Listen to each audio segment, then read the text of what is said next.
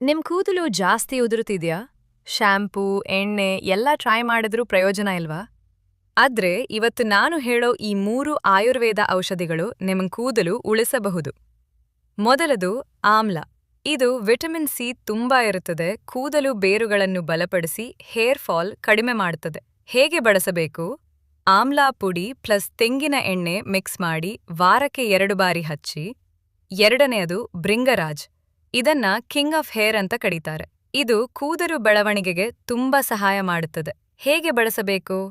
ಭೃಂಗರಾಜ್ ಎಣ್ಣೆ ಬಳಸಿ ತಲೆಗೆ ಮಸಾಜ್ ಮಾಡಿ.